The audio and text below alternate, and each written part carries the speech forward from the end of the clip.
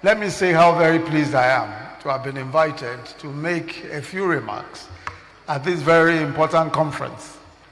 And this conference is important indeed because it is a gathering of the demographic majority of our young people in our party.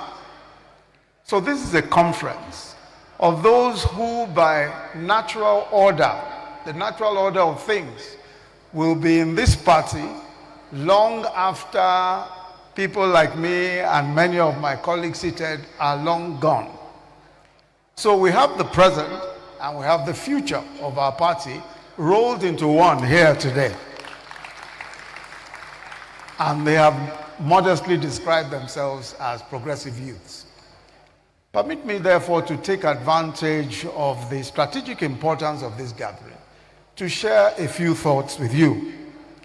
And most of the issues that I will raise cannot be resolved in these few remarks, and I don't intend to resolve them in these few remarks. All I hope I can achieve is to agitate and encourage further reflection on some of the issues. Let me begin with the issue of political participation, or as some will describe it, political citizenship. It's evident just from voter turnout alone that the vast majority of young people either do not register to vote or do not vote at all. Those who even participate at all would rather engage within the very constrained space of social media platforms or join pressure groups. Neither of this is necessarily bad, but while media engagements and pressure groups are important for drawing attention to the issues, they cannot transform the lives of millions for good or for ill. But political parties can. It is political parties and political actors that can transform the lives of millions of people. No amount of social media engagement, no amount of pressure group activities, no number of NGOs can do what political parties in office can do. Because they come into power, and it's governments that can most profoundly affect the lives and fortunes of people. So if you are keen on how the future will turn out, you must be involved in politics. Growing up, I was in a number of pressure groups concerned with corruption, with human rights, with democracy, etc. As a young lecturer, I wrote papers, I argued at conferences, but it was only in 1999, when the AD won elections in Lagos, that I was able to serve as Attorney General. And working with several colleagues, we carried out a major reform in the justice sector in Lagos State. We had to participate politically. Otherwise, all our great ideas would have ended up nowhere. It would have all been zero. With all the best ideas, if you don't participate politically, very little can be achieved. So sitting here today, we have the Senate President, the distinguished Ahmed Lawan. We have former governors, Tunde Fashola, Raoul Faregbeshola. We have Boss Mustafa, the SGF, who started their political journeys when they were under 40. All of them were under 40. In fact, I know that Boss Mustafa was probably even under 30 when he started his own political journey. They all had to function within political organizations, within political parties. And you must say, when you look at all of them, it took a while to get here. So while you must all be commended for joining and remaining a part of this great political party, the major numerical force in our society, which you represent, is not engaged yet. In other words, the vast majority of young people who you represent here are not engaged. You have a duty to persuade, to evangelize, and to recruit them. No matter how bright their ideas are, they can only be implemented by politicians in public office. But also, you must note that being involved cannot mean public office immediately. It could take a while. And that's what you see here today. Practically everyone who occupies political office today started very, very many years ago. And they're still here. And we must be engaged enough, long enough, to see our dreams come true. We cannot expect that it will just be overnight. And there are young people who you may have to speak to, who will say that politics and politicians are so dirty that one is best as far away from them as possible. Well, I agree that the political party really does have all sorts of characters. We have priests, we have outlaws, we have scientists, we have idealists, we have demagogues, we have good people and bad people, and every shade in between. But that is the reality of our world. The political party is only a small part, a microcosm of society, with all its features, good and flawed. Just as you cannot reasonably opt out of society because some of your neighbors are flawed, or because you don't like the profiles of some of your neighbors. In the same way, you cannot abandon the business of shaping your present and indeed your future because you don't like the profiles of some of the characters that you have to deal with. All of us have to work together. So being involved and getting others involved is crucial. The task then is to aggregate the majority of the party around your own preferred point of view. This has to be done by standing firm on sound principles, but at the same time, ready to give and take, especially on methodology for achieving these shared objectives and common causes. Being ready to listen carefully to the views of others and accommodate dissension, even unreasonable dissension, has to be accommodated. Now, a closely related issue is that of your representation within the party. And I agree with Akin Oyebode, who presented a short while ago, that some affirmative action for young people and women may be necessary. But I think our youth can do better than affirmative action. I think that you can do a lot better. Saying, give us a place at the table by quota.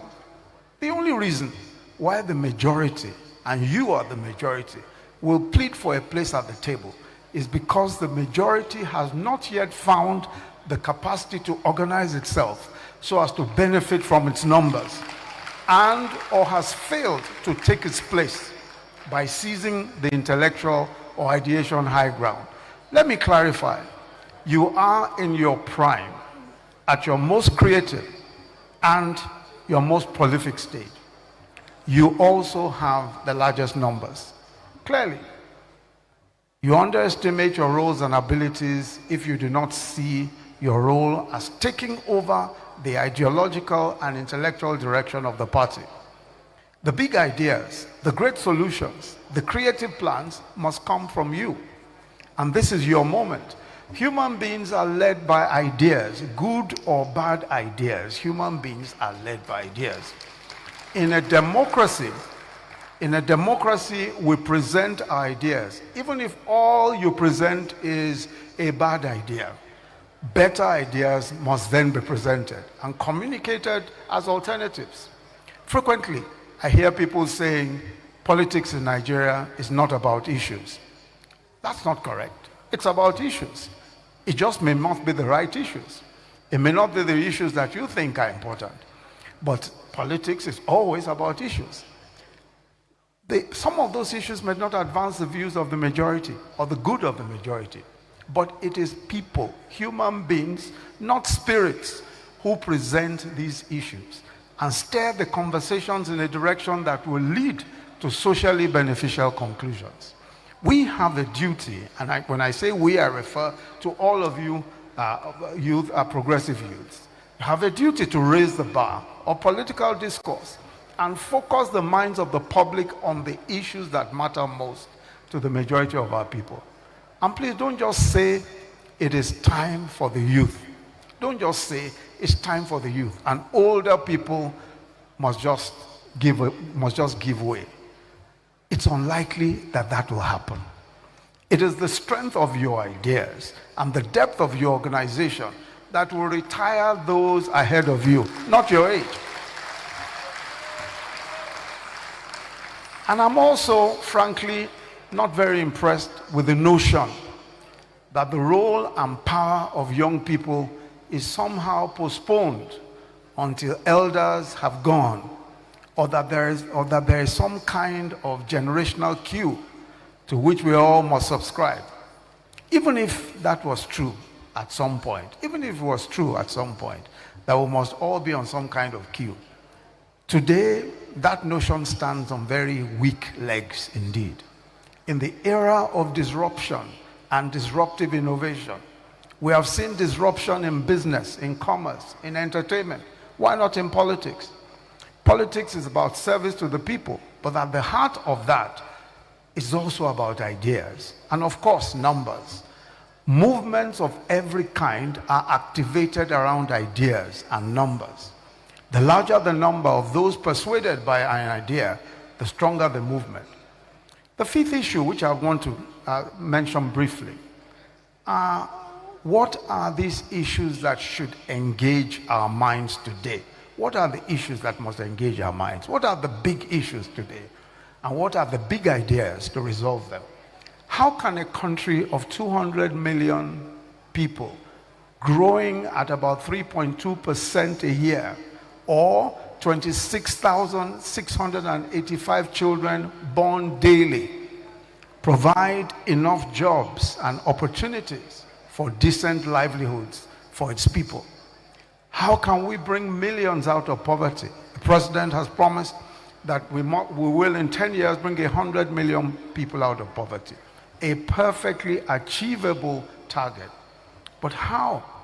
How are we going to go about it? What are the great ideas that we need? How about human capital development?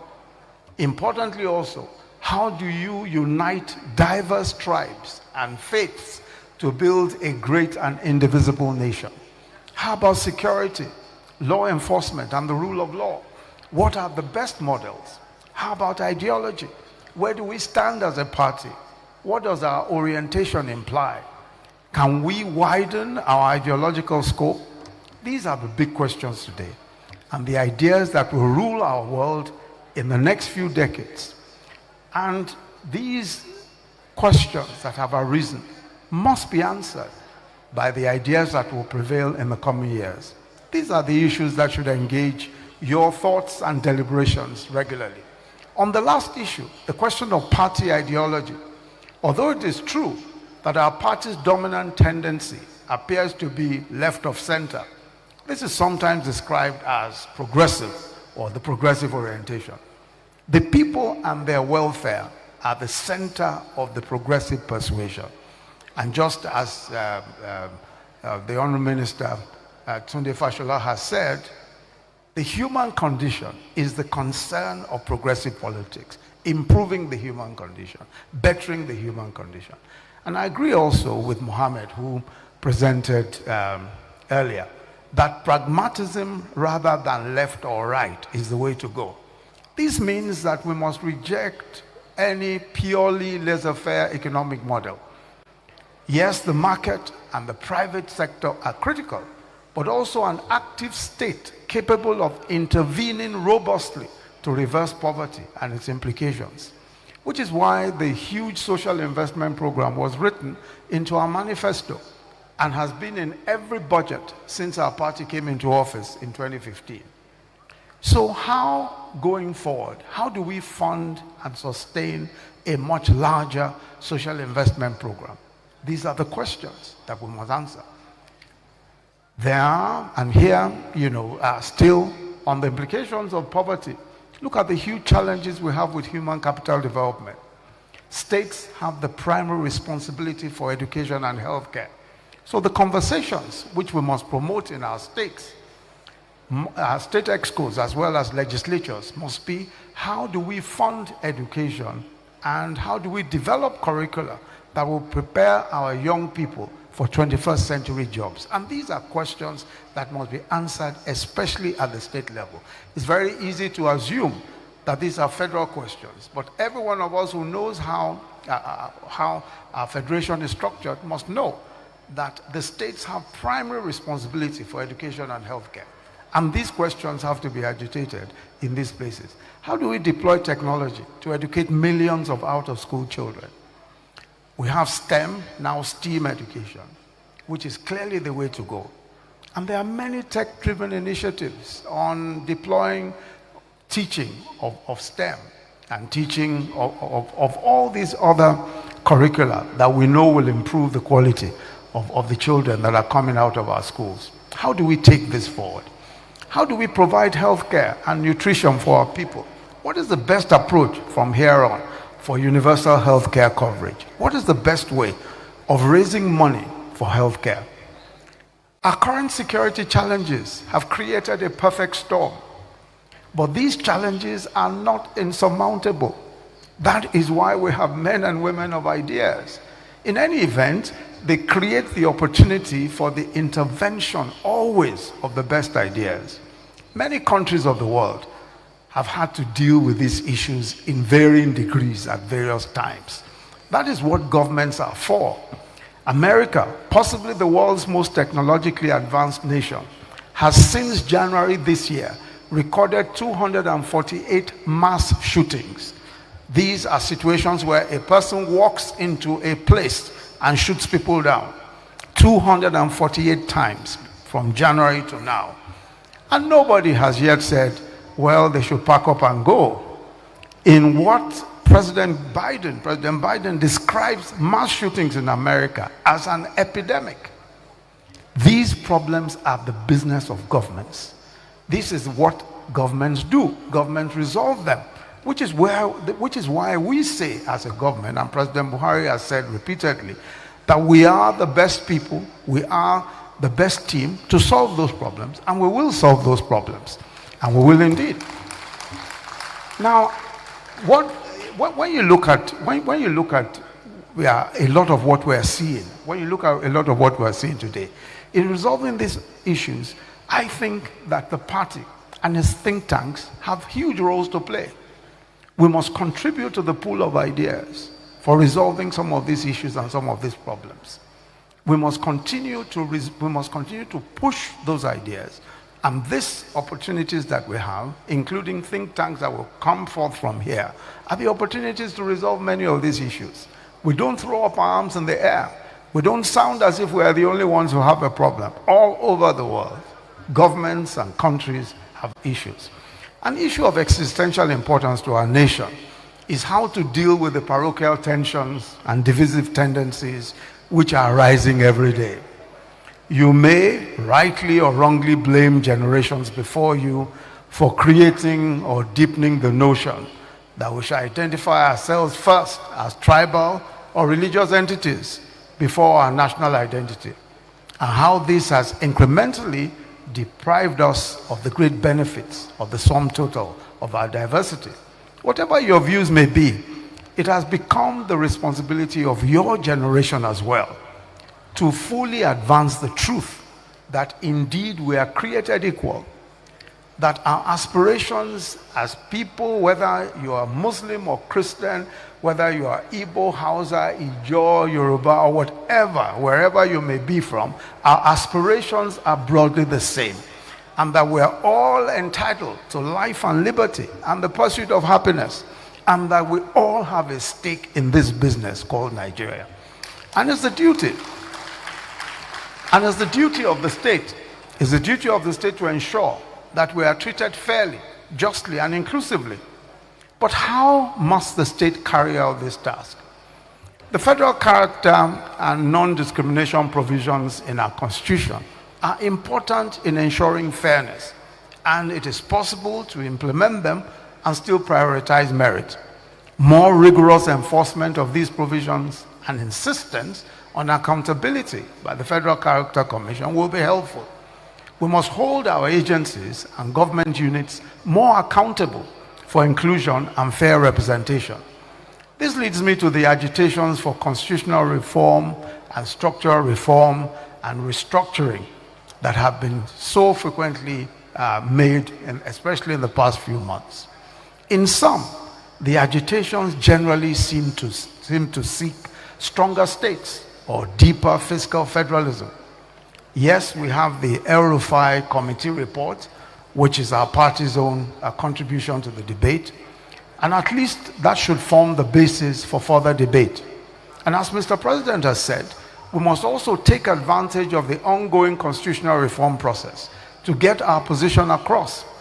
He also said in his June 12th speech that government is willing to play a critical role in the constitutional amendment process without usurping, of course, the powers of the National Assembly. So this opens up opportunities for further engagement on these issues. We can debate these issues. We can talk about these issues. And I think that these issues must engage the attention of those of you in the youth in our party.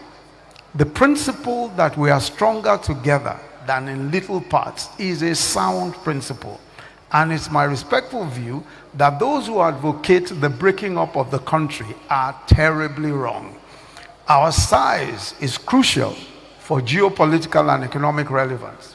Our people will be better served by a large, populous and diverse country. As with all big and diverse countries, our business is to make this union work. It is to give everyone a sense of belonging. It's to continue to balance the inequities and provide a socio-economic framework that guarantees everyone a fair chance. This country can take all of us, every one of us, regardless of tribe, religion, gender, or even age. And I want to urge you to continually seek ways of making this union fairer and more just for the benefit of all. It is the responsibility, and I believe the very pertinent responsibility of those of you who are here today, to ensure that we frame the debate in a way that ensures that we divert our energies to how to make this nation stronger, how to make this diverse nation stronger. Those are the arguments we should be having today. All of those waiting on the sidelines, hoping that this big country called Nigeria will break up into bits so that they can pick up the pieces, will be very sorely disappointed. And I'm very sure that those of you who are seated here today will prevent that from happening. Thank you very much.